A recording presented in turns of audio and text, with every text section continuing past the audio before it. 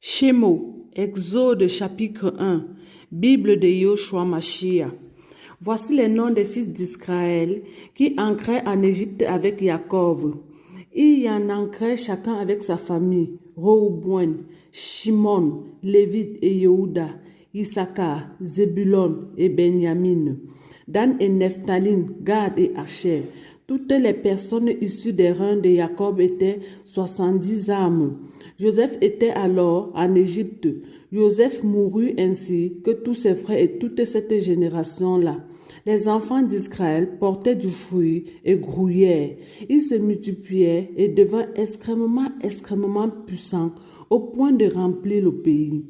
Puis il s'éleva un nouveau roi sur l'Égypte qui n'avait pas connu Joseph.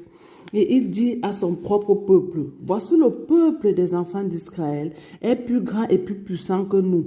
Agissons donc sagement avec lui, de peur qu'il ne se multiplie et qu'il ne survienne une guerre, il ne se joigne à nous, à nos ennemis, ne fasse la guerre contre nous et qu'il ne s'en aille du pays. Il établit donc sur le peuple des chefs de travaux forcés afin de l'affliger par des travaux forcés. C'est ainsi qu'il bâtit des villes de Python et de Ramsès pour servir de magasin à Pharaon.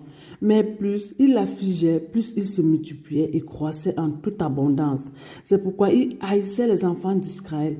Et les Égyptiens firent travailler les enfants d'Israël par force.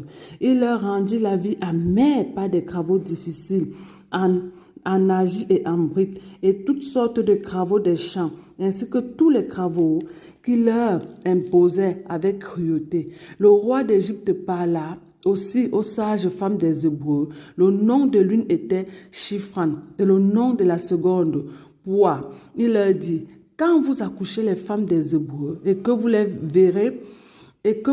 verrez sur les sièges, si c'est un fils, mettez-le à mort. Mais si c'est une fille, qu'elle vive.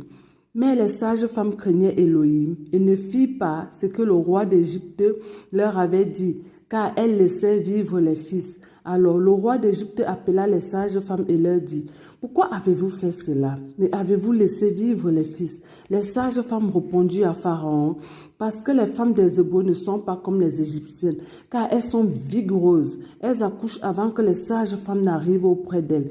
Elohim fit du bien aux sages femmes, et le peuple multiplia et devint très puissant. Et il arriva, parce que les sages femmes craignaient Elohim, qu'il leur fit des maisons. Alors Pharaon donna cet ordre à tout son peuple, disant: jetez dans le fleuve tous les fils qui naîtront, mais laissez vivre toutes les filles.